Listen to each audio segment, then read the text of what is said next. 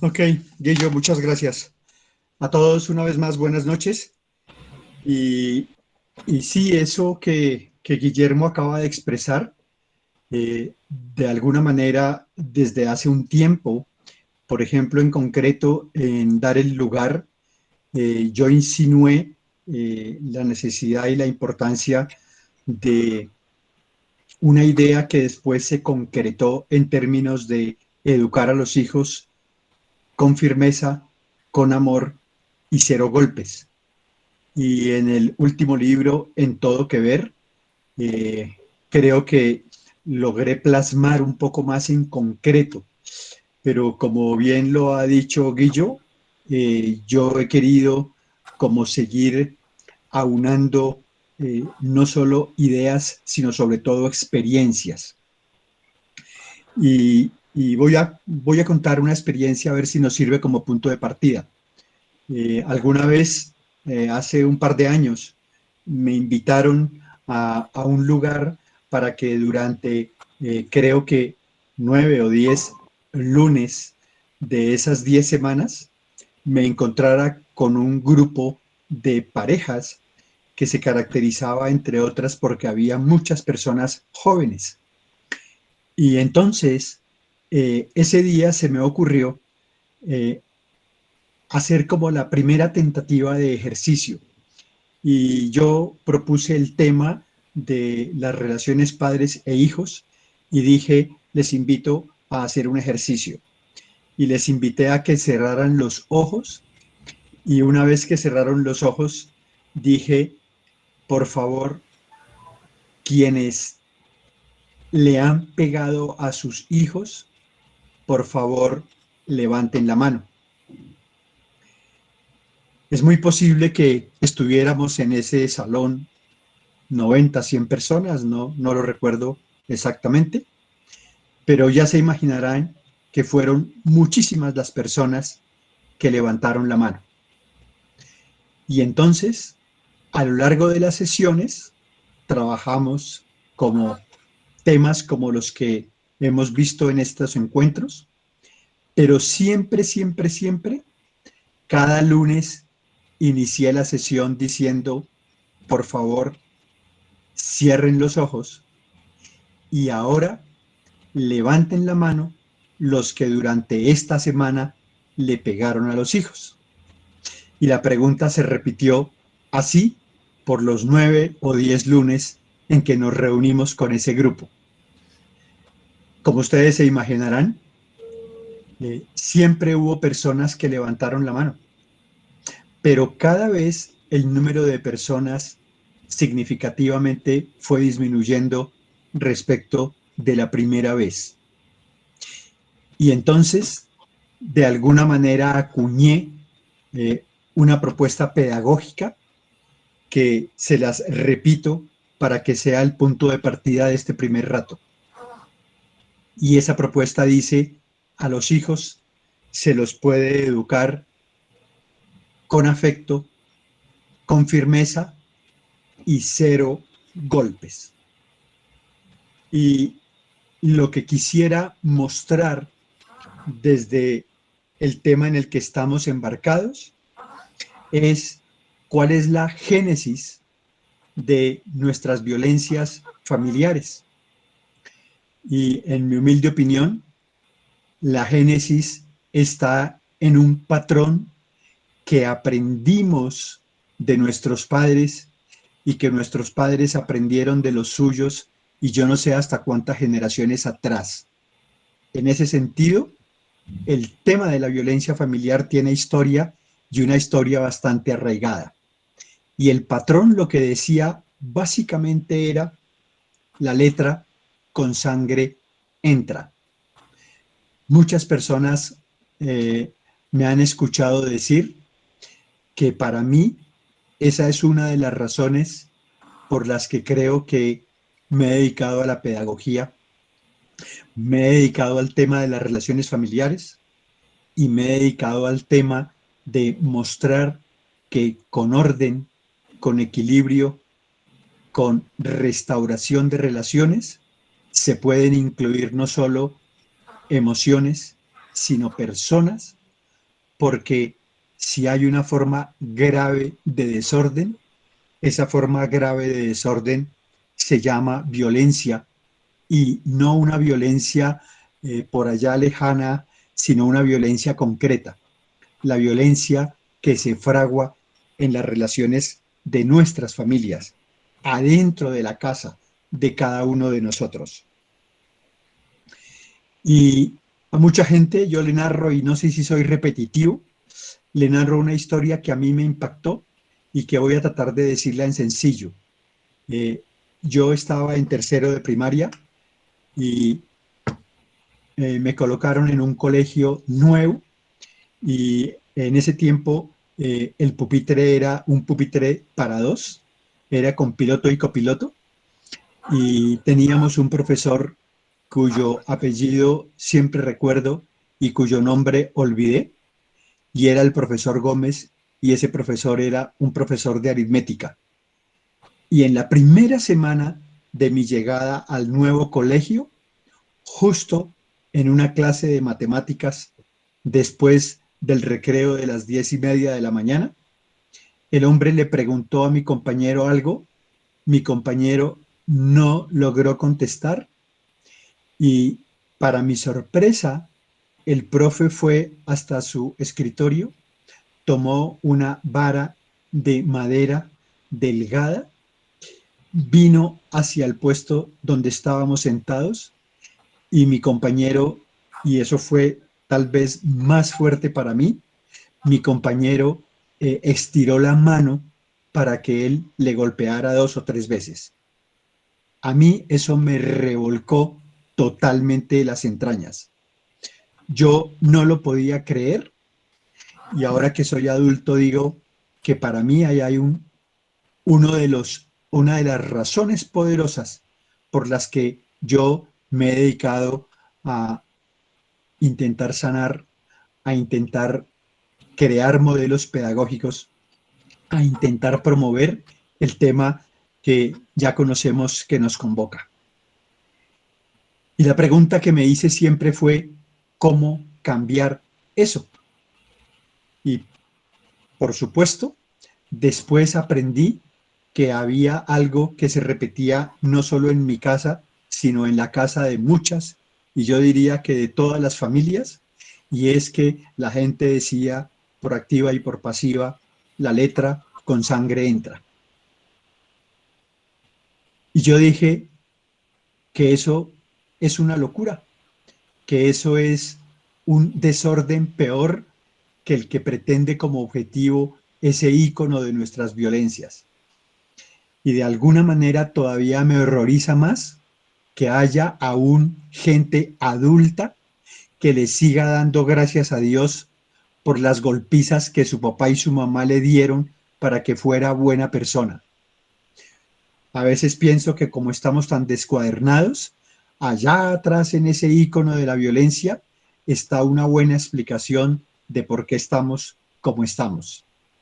Es decir, volvernos buenas personas a punta de golpes tiene más que resultados que datos cuantificables, medibles en la experiencia por la que todos hemos, de la que todos hemos hecho parte, de la experiencia que todos conocemos y de la experiencia que de alguna manera todos hemos padecido. Y entonces ahora sí, la pregunta es, ¿y cómo se cambia eso? Eso se cambia desde el patrón, cambiar el modelo educativo y de alguna forma educarlos con amor, con firmeza y cero golpes. Para mí tiene que ver con cambiar el patrón. Esa es la forma como se sale de la letra con sangre entra. Es decir, pasar de una cultura, de un patrón del maltrato, a una cultura y a un patrón del buen trato. Alguna vez yo le decía a un grupo que de dónde viene la palabra bendecir. Y la palabra bendecir viene de una palabrita en latín que es benedicere, y que literalmente significa decir bien. Entonces, cambiar del patrón de la letra con sangre entra a educarlos con amor, firmeza y cero golpes, quiere decir que tenemos que pasar de una cultura del maltrato a una cultura del buen trato y a una cultura de la maldición para entrar a la cultura de la bendición. Y si la cultura de la bendición es decir bien cada vez que bendecimos a un hijo, es porque le estamos deseando lo mejor, es porque lo estamos encomendando, es porque le aseguramos que ahí vamos a estar para acompañarlo. Pero cada vez que desde nuestras rabias no procesadas, la ira hace que les digamos cosas desproporcionadas, tan simple eso se llama, en mi opinión, maldecir. Por eso la propuesta es pasar del maltrato al buen trato y de maldecir a bendecir a nuestros hijos. Pero eso tiene una tarea muy importante en el cerebro. Y la tarea consiste en pasar del desorden al orden. Y para mí el primer paso es, de alguna manera, darse cuenta que necesitamos romper el círculo de la violencia. Porque si uno se pregunta por qué un papá golpea a un hijo, por qué una mamá golpea a un hijo, de alguna forma es porque papá y mamá quieren ordenar algo que en su opinión está en desorden. Más aún, yo escucho mucha gente adulta que dice, uy, a mí me cascó mi papá y mi mamá, pero muchísimas veces, y me dieron durísimo, pero era que me lo decía porque yo era muy casposo. Y uno dice, pues que sí, pero una cosa es corregir y otra es castigar. Y entonces, vamos a decir otra cosa que creo que es importante. Educar tiene consecuencias y la educación en el maltrato produjo consecuencias. Y soy un convencido que la educación desde el buen trato también producirá y está produciendo consecuencias. Es decir, afortunadamente, cuando les conté lo del ejercicio, había poquitas personas, pero las poquitas personas que no levantaban la mano me llenaban de fuerza y de esperanza para decir, eso quiere decir, aunque no conozco la historia, aunque no conozco por qué no le han pegado a sus hijos, lo que yo sí veía claramente es que sí es posible educarlos con amor, firmeza y cero golpes. Y entonces ahora volvamos al tema. ¿Y cómo se cambia el patrón? ¿Y cómo el cerebro puede acostumbrarse a cambiar ese chip? Y hay una respuesta que ya hemos trabajado de muchas formas en nuestras reuniones, por ejemplo, en estas que hemos venido teniendo desde hace ya varias semanas. Y la respuesta así gorda y dura es el camino para sanar las violencias con las que yo maltrato a mis hijos, pide en términos de orden, pide en términos de equilibrar las relaciones entre el dar y el recibir, y pide en términos de incluir, pide, digo, sanar mi historia y en concreto sanar a mis papás. Y hemos hablado varias veces, insisto, en la importancia de sanar a los papás. Yo suelo decir, el mejor servicio que a veces le hacemos a los hijos es que nosotros los grandes como adultos nos demos permiso de sanar a nuestros padres, a esos cuando éramos pequeños, para que nuestros hijos lo hagan distintos. Si el tema es sanar a nuestros padres, lo que queda bien claro en este recorrido que quisiera presentarles es que la tarea de sanarlos exige reconocer las emociones que me embargan como adulto respecto de ese ícono de la violencia que a todos nos quedó instalado en el cerebro bajo la forma de la letra con sangre entra. ¿Y cómo se traducía y cómo se traduce la letra con sangre entra en el comportamiento entre padres e hijos? En que básicamente nosotros los grandes, los adultos, nos descontrolamos emocionalmente ante la acción de un hijo, y eso tiene que ver todo con una rabia muy profunda que está no solo en mi historia personal, sino en la historia de mi sistema familiar y en la historia de mi relación con mis papás, con mis cuidadores fundamentales y lo que eso significa. Todos ya sabemos que las relaciones entre padres e hijos siempre serán relaciones en desequilibrio. Hay un desequilibrio natural y en la sesión pasada lo explicábamos. Es decir, el desequilibrio natural es que ellos nos dieron la vida y los hijos, nosotros, no tenemos que esforzarnos para devolverles nada. Más bien es entender, agradecer, valorar y apreciar que la vida que nos dieron la podemos dar a otros en forma de servicio a la vida cuando tenemos hijos, pero también de hacer cosas por otros, porque todos, de alguna manera, en esa dinámica de dar y de recibir, siempre estamos intentando ayudar a otros. Y hemos dicho cuando hablamos de prosperidad, que de alguna forma la mayor prosperidad es aceptar amorosamente y agradecer la vida que los papás nos dieron y la fuerza que nos dan para darle a otros de lo que tenemos. Pero ¿qué pasa cuando se instaura la violencia? Básicamente que hay un desequilibrio, que ese sí no es natural, entre la acción del niño y el castigo que recibe. Allá hay un desequilibrio, allá hay la actitud de un adulto que de alguna manera abusa de un pequeño.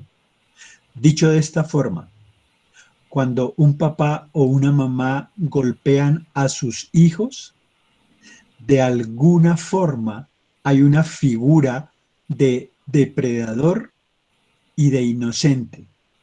Depredador en el sentido de que el adulto papá o mamá no puede controlar sus emociones, e inocente un niño que indefenso ante la agresión literalmente no hace más que soportar, y a veces cuando él intenta romper eso, lo que hace es que abre más la brecha, y ya sabemos o estamos diciendo que de alguna manera esa es la lealtad que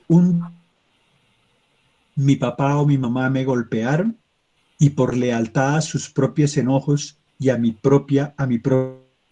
yo la repetiré con mis hijos.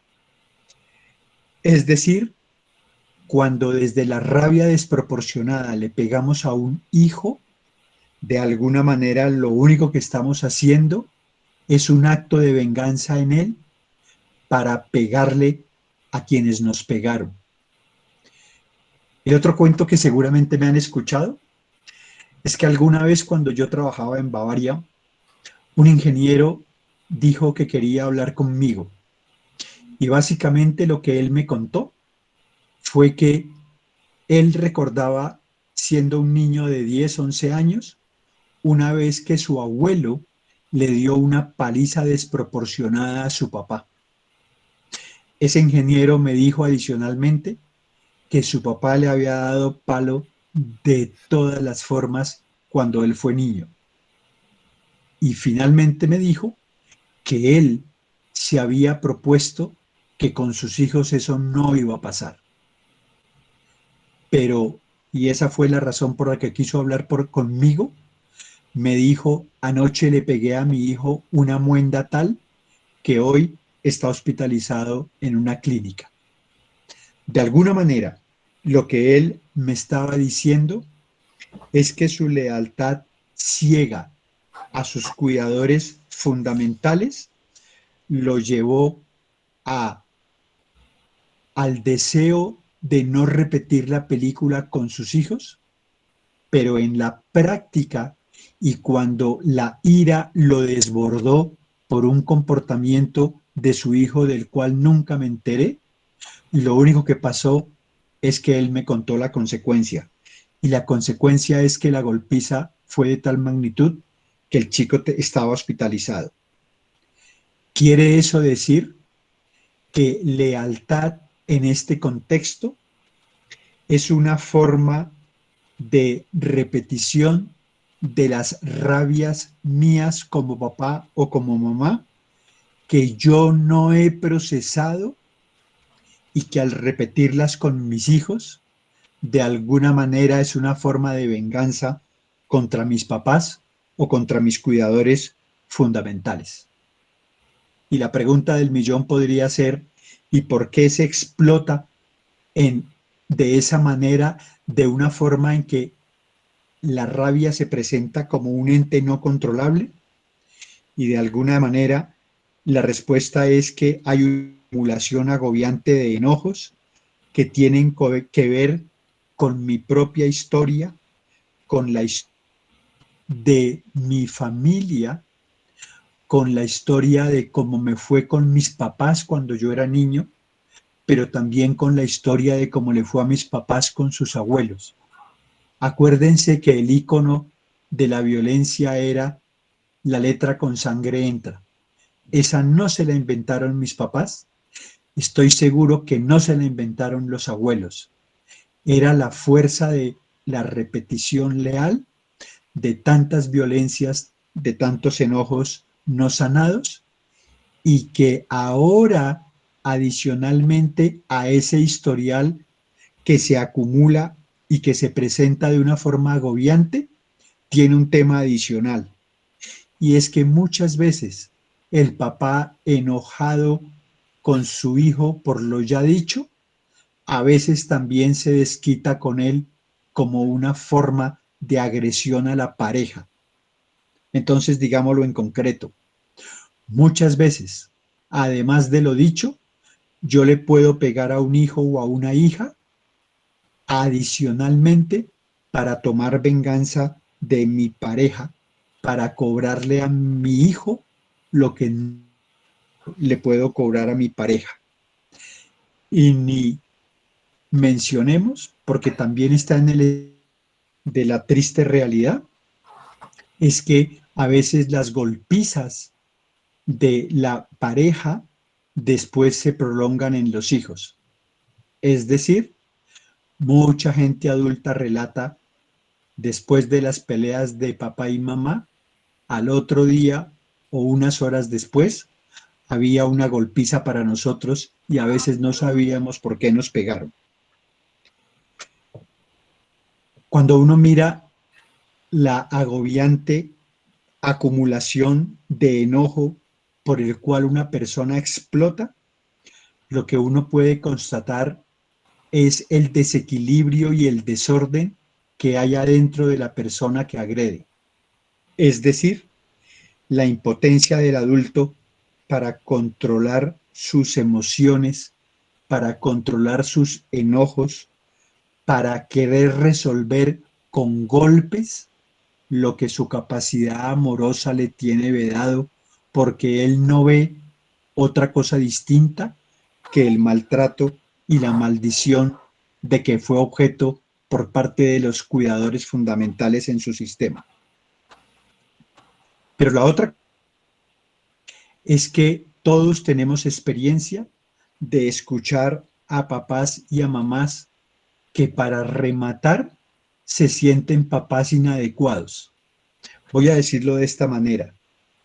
Es increíble en la experiencia pedagógica que tenemos de tratar con personas que muchísimas, cuando llegamos al tema de relaciones padres e hijos, muchísimos padres, digo, se sienten mal papá y sobre todo mala mamá. Y entonces uno dice, esa es una de las consecuencias de iras, de enojos, de maltratos no procesados. Es decir, la autoestima de una persona adulta está dañada, afectada, adolorida, maltratada, y la persona literalmente no encuentra recursos para hacerlo de otra forma. Pero como siempre hay un tema de culpa, y cuando soy violento aparece el tema de la culpa, entonces mi culpa se transforma en una carga pesada para mí, pero más pesada para un hijo. Y esa carga es: yo no soy un papá adecuado, yo no soy una mamá adecuada. Y entonces el principio de orden para mí como adulto, si quiero que eso no le pase a un hijo, el principio de orden, insisto, es: yo soy el único papá, yo soy la única mamá, y nosotros somos los mejores papás posibles de nuestros hijos. Siempre digo que mi carrito tiene llanta de repuesto, pero nosotros frente a nuestros hijos, con claridad, somos los únicos y los mejores posibles, y no hay llanta de repuesto. Y procesar mis enojos quiere decir que yo tome conciencia que soy el único y el mejor posible. Y espero que eso a todos nos suene en términos de: no somos papás perfectos. Papás perfectos no hay. Pero cuando los papás adultos que no somos perfectos no nos damos permiso de sanar nuestro historial, es muy probable que a veces gastemos muchas energías en la culpa de lo que ya no se puede resolver, y entonces no invertamos positivamente en energías hacia la relación amorosa con los hijos, que sí se puede resolver, que sí merece compañía, que sí merece acompañamiento. Me parece que, en tercer lugar, es muy importante que reconozcamos las razones por las que se golpean a un hijo. Miren, parece mentira, pero he invitado a muchos grupos a decir: hagamos una lista de por qué le pegamos a los hijos. Tengo una lista como de 70 asuntos, pero si en este momento hiciéramos una lista, podríamos decir: por desobedientes, por groseros, por altaneros, por robar, por mentir, etcétera, etcétera, etcétera. La lista sería innumerable. Y de una larga lista, cuando el patrón violento se repite, esas razones, y ese es un poco lo que quiero plantear pedagógicamente, son solo un pretexto. Entiéndanme.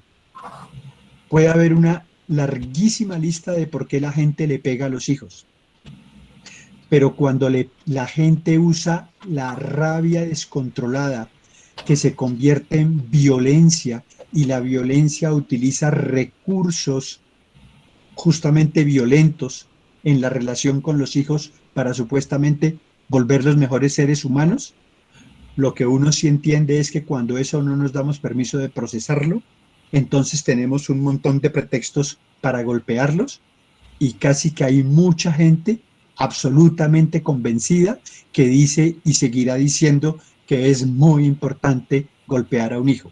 Y la gente dice: y ni siquiera una palmada, y no un chancletazo. Mejor dicho, no nos comemos el cuento de que se los puede educar con amor, firmeza y cero golpes, sin golpes. Y entonces mucha gente me ha enseñado, que me hace la pregunta mágica, y es: ¿y si yo ya le pegué, yo qué hago? Y entonces lo que hay que hacer es que usted tiene que darse permiso para volver a comenzar de nuevo. Insisto, volver a comenzar de nuevo. Si yo le pegué a un hijo, si yo maltraté a un hijo, pero si yo entro en la dinámica de intentar educarlos con firmeza, amor y cero golpes, cuando la vuelva a embarrar, yo vuelvo a comenzar de cero. Me doy permiso de volver a comenzar de cero. Pero eso significa reconocer las razones por las que lo golpeo. Casi que hacer un listado. A mucha gente le digo: haga el listado. Y lo siguiente que habría que reconocer son: ¿cuáles son esas formas de castigo abiertamente violentas. Repito, ¿cuáles son esas formas de castigo abiertamente violentas? No solo con la palabra, sino con gestos donde uno dice, allí hay una desproporción entre la falta del chico o la niña y el castigo que le imponemos como adultos. Y eso me lleva a un tema que es bien interesante en términos de reconocimiento. Lo siguiente que habría que reconocer es entender el ciclo de la violencia. Y el ciclo de la violencia es un proceso. Y como siempre, déjenme contar un cuento. Alguna vez, hablando con una persona en una consulta, ella me dio indicios de que había violencia por parte de su pareja. Entonces yo le hice una pregunta. Yo le dije, ¿y tu pareja te ha pegado? Y ella me contestó algo que nunca se me olvidará. Me dijo que ni lo intente porque se le cae la mano. Pero como yo me había dado indicio, yo le pregunté, ¿él te ha gritado? ¿Él ha golpeado objetos? ¿Apretado? ¿Él te ha empujado? ¿Él te ha zarandeado? Y como a todo contestó que sí, yo le dije, solo te falta medio paso para que él llegue a los golpes. Lo que quiero mostrar es que la violencia, primero, no es gratis. Segundo, no es un hecho aislado. Tercero, es un proceso. Y yo creo que, sobre todo nosotros que somos maestros, necesitamos reconocer el orden de ese proceso. Por supuesto que hay un montón de versiones acerca de cuál es el proceso. Yo quisiera resumirlo de una manera pedagógica de la siguiente manera. Siempre que la violencia comienza a hacer camino en la relación entre dos personas, llámese pareja, llámese padres con hijos, llámese relaciones sociales, hay un caminito de ese proceso. El primero es que la persona levanta, la persona grita, la persona maltrata de palabra. Un siguiente paso es que la persona golpea objetos. Golpear objetos es de alguna forma un gesto amenazante que le dice a la otra persona como cuál es la ruta que le estoy mostrando. Es como de alguna forma decirle, ya le pegué un puño a la pared, ya rompí un vaso, ya tiré el florero al piso, lo que sigue es con usted. ¿Y cómo y cómo se vive ese paso en la relación con la persona? Casi que después de los dos primeros pasos, de gritar y de golpear objetos, el agresor entra al espacio de la persona y se presenta básicamente una primera actitud, y es que él aprieta a la persona. Usualmente es tomarla del brazo y apretar la mano, el brazo, la cola, la pierna, el cabello, etcétera. El siguiente paso es empujar a la persona, empujarla. A veces la gente usa sutilezas diciendo, perdón porque te empujé. Ahí hay un gesto concreto de violencia. Y el siguiente paso que avisa que ya viene el golpe se llama el zarandeo. Después de apretar, empujar, se zarandea a la persona. Y finalmente viene el golpe. Para mí es muy importante mostrarle a los educadores y a los padres en concreto que necesitamos reconocer el proceso de ese paso, de esos pasos de la violencia. ¿Para qué? Para que cada uno se dé la posibilidad de responder a en qué pasos de violencia estoy en relación con mi pareja o con mi hijo. E insisto, todos esos reconocimientos son los que nos van a dar, nos van a allanar el camino para que nos hagamos la pregunta de, ¿y entonces qué es cambiar?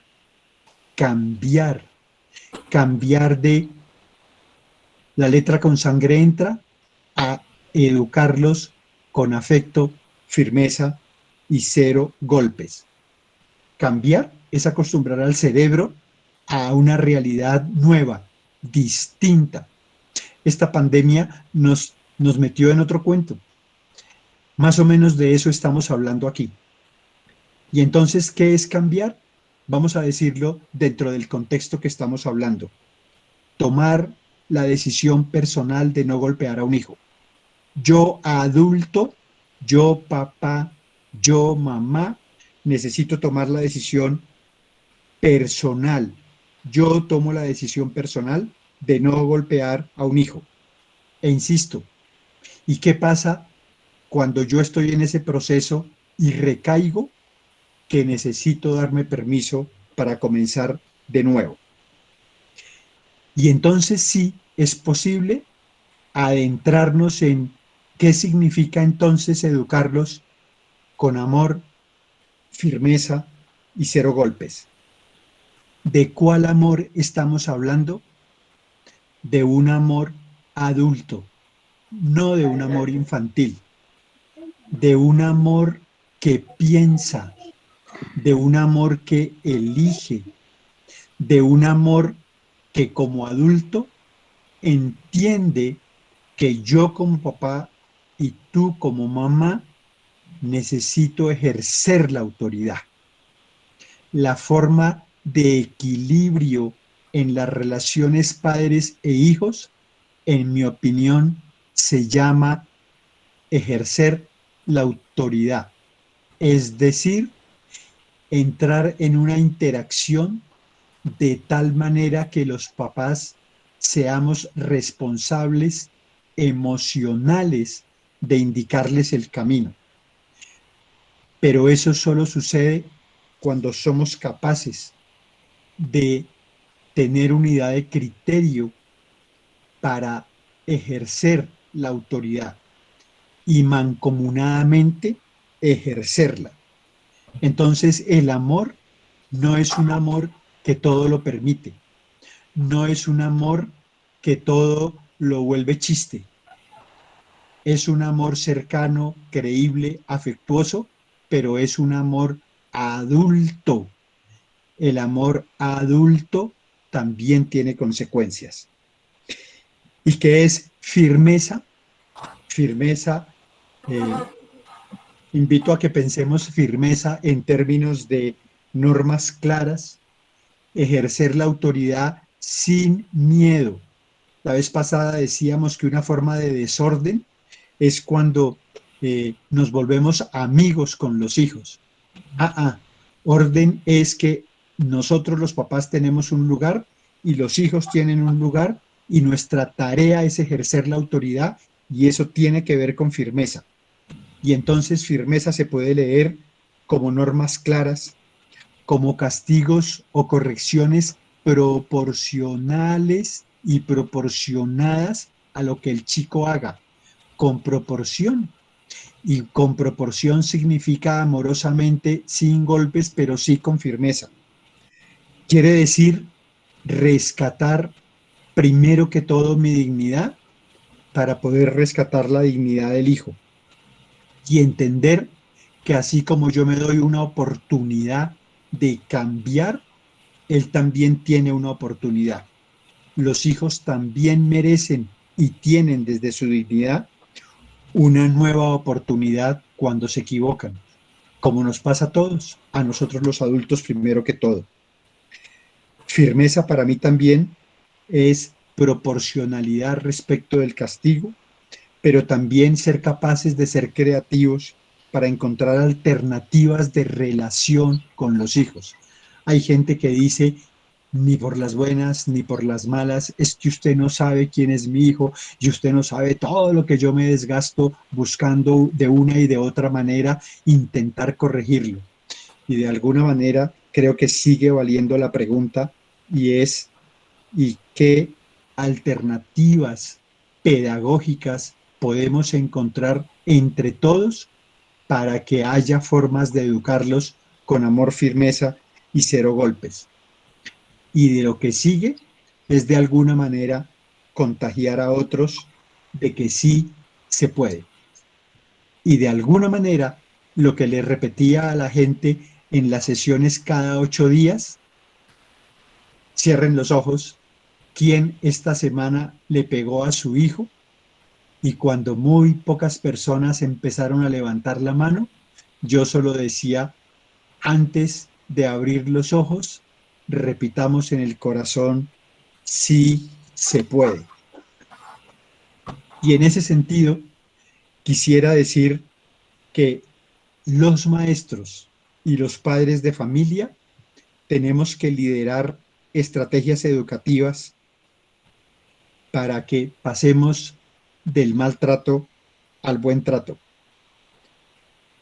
Y se trata de no educarlos desde nuestro automático violento y pasar a ser desleales para educarlos desde mi reconocimiento y mi reencauche de cómo yo sano mis emociones dolorosas, mis golpizas, mis maltratos en mi propia historia, los cierro con mis papás, los cierro y de alguna manera con mis hijos intento hacerlo distinto.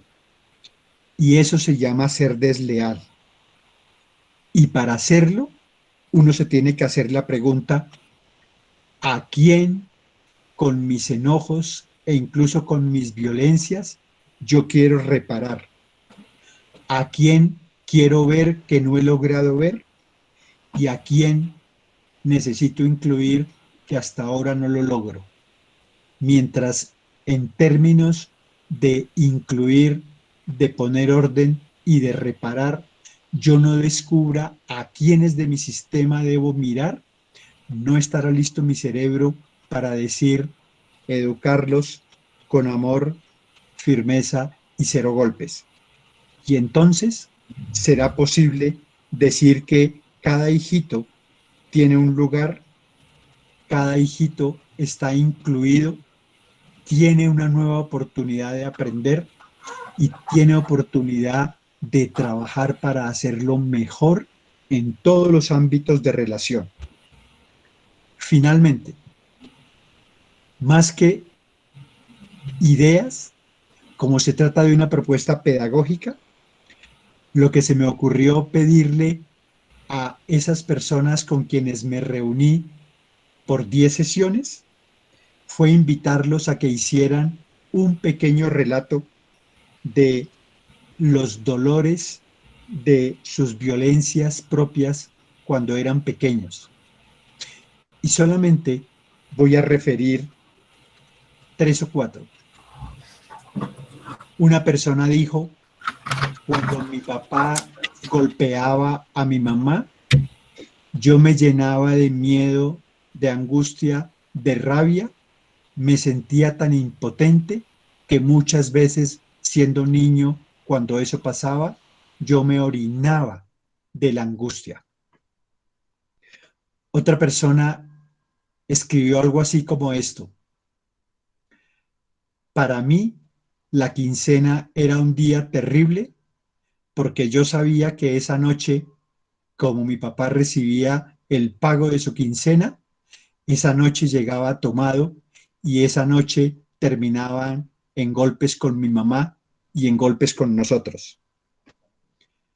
Otra persona dijo: yo nunca puedo olvidar la angustia cuando en la noche yo sentía que mi mamá lloraba después de una pelea terrible con mi papá. Y finalmente, una de las muchas personas que hizo el ejercicio escribió algo así como esto: A mí me dolía mucho que mi mamá me pegara porque sentía celos de mi relación con mi papá. Lo que quiero decir con el ejercicio que les he compartido es que mientras no nos demos permiso de hacer ese relato como adultos de lo que pasó con las violencias que de alguna manera u otra vivimos, no estaremos en camino de darnos permiso de decir, todo eso fue terrible, pero ya pasó y ahora me siento listo con mi pareja como papá y mamá y como los únicos y los mejores posibles y sabiendo que no somos perfectos, insisto, estamos listos para educarlos con amor, firmeza y cero golpes.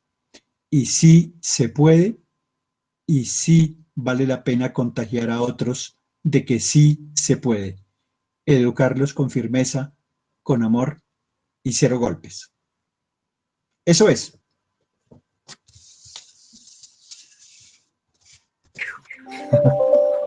Muchas gracias, Ricardo.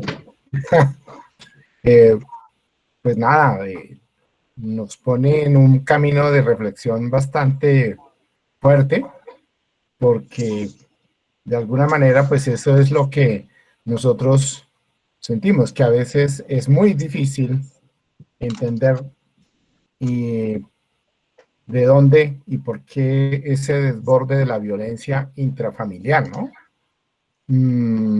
A ver, hay una pregunta que yo quiero, si me permites, leerla y si me permites un poquito contestarla Dale, dale. primero y después para que tú la dices. Dice, ¿cómo lograr sanar cuando se tiene un papá que ha sido maltratador y soberbio y a pesar de que se le trata con respeto y se le ayuda, sigue queriendo que hagamos su voluntad? Hemos hablado con él y continúa en lo mismo. Estoy triste y rabiosa con él. Y yo con esa pregunta, pues me remito a todo lo que nos acabas de decir. Y es que además veo que en digamos, la visión sistémica para entender la violencia, pues es parte de esa primero, como quién, y pensaría en ese papá fue violento como quién, ¿cierto? Tiene una historia también seguramente dolorosa, pero hay, cuando estabas hablando, hablo de otras, ¿qué es lo que nos da? ¿Qué es la violencia? Finalmente es la rabia. Una de las emociones, pues, que hemos llamado básicas, la rabia que se desencadena cuando sistémicamente o se excluye o cuando sistémicamente no se está en su lugar, pero principalmente, a mi modo de ver, cuando no hay equilibrio. Y los niños han sido la parte más afectada en el desequilibrio, cuando el adulto ejerce toda su autoridad, toda su fuerza y toda su estatura frente a un niño. Yo solamente me imagino, imagínense usted un niño de 80 centímetros, de 1 metro frente a un adulto de 1,80 o 1,50. Además, frente a esa persona que lo crió, o sea, ahí hay un desequilibrio terrible donde el grande aprovecha digamos, su ventaja. Pero ¿de dónde viene eso del grande? Es que al grande le pasó lo mismo. Además de que hay otras fuentes de desequilibrio. Es decir, estoy pensando, Ricardo, en unas situaciones donde, por ejemplo, un padre o una madre trabajan y trabajan, pero tienen muy pocos recursos. Es decir, una situación social desequilibrada que está como pegándole encima a ese desequilibrio que viene desde la familia, ¿cierto? Son situaciones que están, es decir, ¿a quién le cobra una mamá desesperada con un trabajo no poco remunerativo? Generalmente llega y le cobra a sus hijos. Su rabia que trae de la calle se la cobra a sus hijos. La invitación es entonces como a mirar que en el principio del equilibrio, ¿por qué el niño, que es el más débil de esta cadena, es el que termina pagando eh, ese desequilibrio y termina pagando la rabia, los dolores, los miedos y la culpa? El grande además se sostiene en esa rabia por la misma culpa. Es decir, uno en la culpa, en la rabia, perdón, en la rabia es una manera de negarse a reconocer su responsabilidad, así sepa que es culpable. Y eso, digamos que en cierta forma, lo entiende uno cuando una madre o un padre ponen un castigo X, ¿sí? Ese castigo X, si es desproporcionado, el padre o la madre saben que son desproporcionados y después se les arruga el corazón y van y buscan al peladito y le dicen, ya pasó, ¿cierto? Pero a veces es imposible, esa persona dice, es como que yo no me doy mi brazo a torcer y no me voy a mostrar débil y no voy a asumir esa responsabilidad que tengo. ¿Con qué? Con más rabia. Eso es lo que yo veo como en esta pregunta, ¿no? Un Doctor, padre que además a estas alturas, seguramente es un padre ya mayor, es muy difícil lograr que esta persona cambie. Es muy difícil lograr que esta persona vea de otra manera su propia historia y su propia vida. ¿Quién tiene la opción de sanar esa? Yo, en este momento, yo como adulto, porque si yo me quedo triste y rabiosa con él, como dice la pregunta, yo me quedo como niño, sigo en la figura de niño, ¿sí? Ya no lo estoy viendo a papá, a estas alturas yo ya tengo que ver a mi papá como adulto.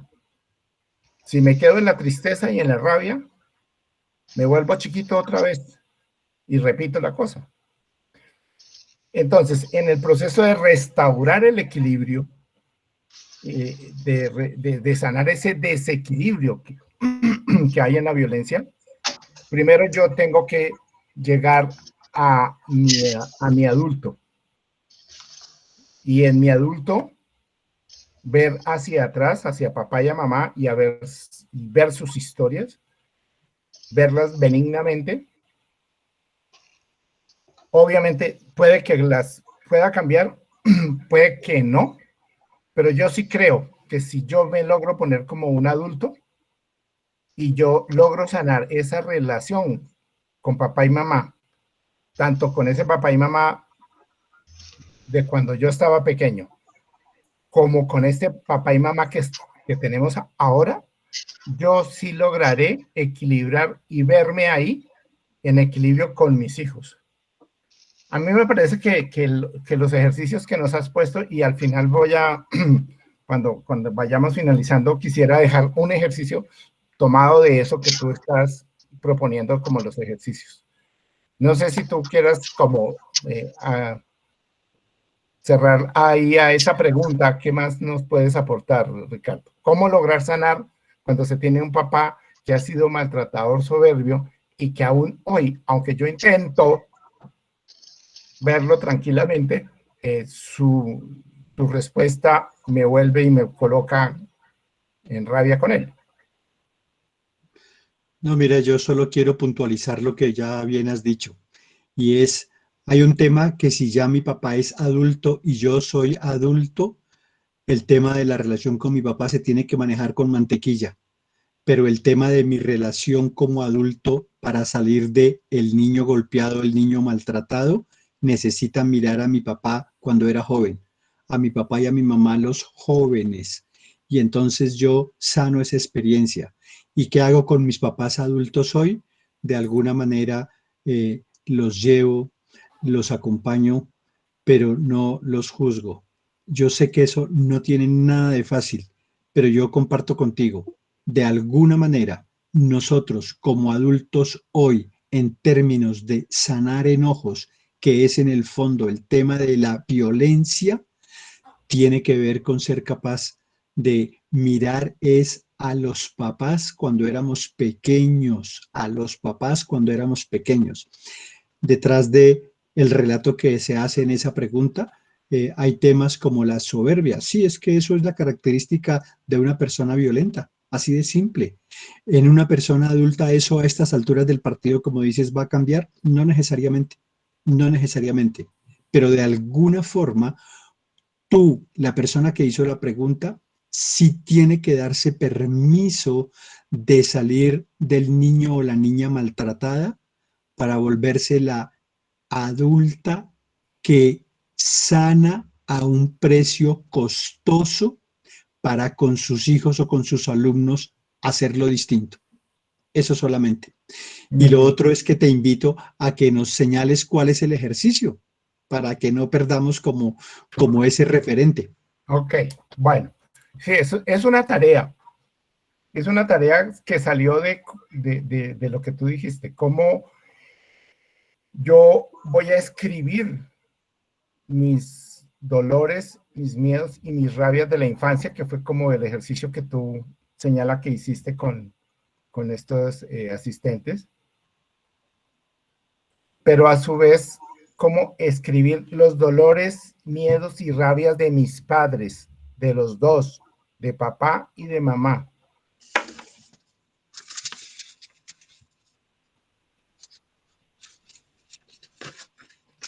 Y luego a escribir mis dolores y mis rabias con mi pareja.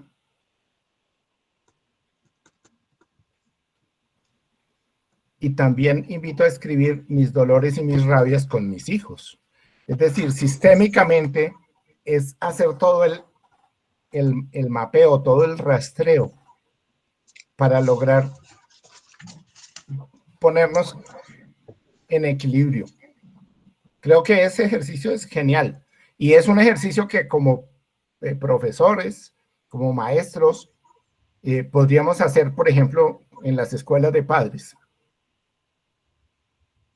¿cierto? Y la otra, pues mirando tus herramientas y tomando esas herramientas pedagógicas, ese ejercicio de levante con los ojos cerrados. ¿Por qué con los ojos cerrados? Porque nadie quiere ser juzgado y nadie quiere ser visto, pero uno con los ojos cerrados y sabiendo que todos los demás tienen los ojos cerrados, uno siente la tranquilidad de poder abrir su corazón y decir, yo sí acepto que yo he sido violento, ¿sí? Y no es solamente la pregunta, yo la completaría más, ¿no? Porque también sale de otras preguntas que hay aquí. El maltrato físico y el maltrato psicológico, que para mí es un sofisma de distracción, es lo mismo. Lo físico y lo psicológico es lo mismo.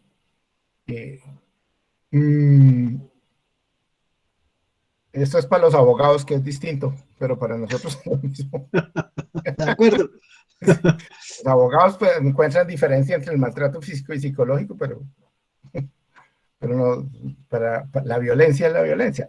Y es, si yo de alguna manera no solamente le he pegado, sino lo que tú decías desde el punto de vista de todo el proceso, el ciclo de la violencia. Yo he gritado, yo he maltratado de palabras, he golpeado objetos, he empujado, he zarandeado y he golpeado al final, ¿cierto? O es como que si uno hace todo ese ciclo, comprende todo el proceso. Entonces, la pregunta también estoy hablando de un taller de padres o un taller como los nuestros, es, ¿podemos con los ojos cerrados levantar la mano en cuanto yo he golpeado, he gritado, he maltratado? Y yo creo que eso tiene un efecto de hacernos crecer. Es un efecto incluidor. Una de las cosas que yo les insisto, no es solo incluir personas. Y una de las cosas que uno trata de no incluir son las emociones. Yo trato de evadir en mi miedo, yo trato de evadir mis culpas. Yo trato de evadir mis rabias también. Entonces, cuando uno incluye sus miedos, sus dolores, sus rabias, sus culpas, uno crece. Hace ese procesito de pasar del niño al adulto.